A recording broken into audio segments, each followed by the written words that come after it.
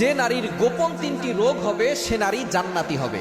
একটু চিন্তা করে দেখেছেন, অনেক সময় আমাদের রোগ হলে, অসুস্থতা হলে আমরা আল্লাহকে অভিযোগ করে বসি। আইয়ুব আলাইহিস সালাম 18 বছর ধরে অসুস্থ ছিলেন, তিনি কখনো আল্লাহকে অভিযোগ করেন নাই, তিনি আল্লাহর জিকির করে গিয়েছেন।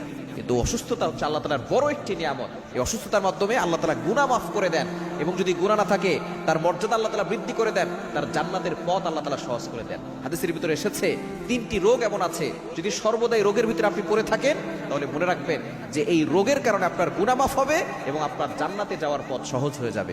এক নাম্বার হচ্ছে, যদি কারো অ্যালার্জি চুলকানি থাকে তাহলে এই লোকটার এই অ্যালার্জি চুলকানি সবসময় থাকার কারণে আল্লাহ তাআলা যে তার কষ্ট হচ্ছে এর মাধ্যমে তার গুনাহ মাফ করছেন এবং তার মর্যাদা বৃদ্ধি করে তাকে জান্নাতের ব্যবস্থা করছেন। অ্যালার্জি চুলকানি যাদের আছে, সবসময় অ্যালার্জি চুলকানি লেগেই থাকে, অনেক ওষুধ খাচ্ছেন, সারছে না, এটার মাধ্যমে কিন্তু আপনার যে যতটুকু আছে ততটুকুই থাকবে, এটার দ্বারা আপনার কোষ্ঠকাঠিন্য রোগ হবে না। এটা হচ্ছে এক নাম্বার, হচ্ছে যাদের অ্যালার্জি চুলকানি থাকে। নাম্বার 2, দ্বিতীয় নাম্বার হচ্ছে যাদের সর্দি জ্বর সবসময় লেগেই থাকে, হয়তো সর্দি থাকে অথবা মাঝে মধ্যে জ্বর হয়। এই জ্বর হলে আপনি জ্বরকে গালি দিবেন না।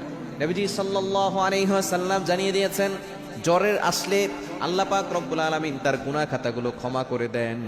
যাদের সর্দি আছে, ঠান্ডা আছে, বর্তমান চিকিৎসা বিজ্ঞান বলছে এই সর্দির মাধ্যমে নাক দিয়ে যে শ্লেষাগুলো বের হয়ে যায়, এর মাধ্যমে তার খারাপ ব্যাকটেরিয়াগুলো বের হয়ে যায়। সুবহানাল্লাহ, কেন ইমাজিনের আপনি কল্পনা করতে পারছেন? এবং সর্দি জ্বর যার থাকবে, এই ধরনের রোগীরা সে কখনো তারা পাগল হয়ে যাবে না। সুবহানাল্লাহ, এবং এই রোগের কারণে সে জান্নাতে চলে যাবে। এবং 3 নাম্বার হচ্ছে চোখ ওঠা, যাদের বারবার চোখ ওঠে, এর দ্বারা তার চোখ কখনো অন্ধ হবে না, এবং এই যে চোখ উঠছে, যে তার একটু কষ্ট হচ্ছে, এর মাধ্যমে আল্লাহ তাআলা তার গুনাহ ক্ষমা করে দিচ্ছেন এবং আল্লাহ পাক রব্বুল আলামিন তার জান্নাতের পথ সহজ করে দিচ্ছেন।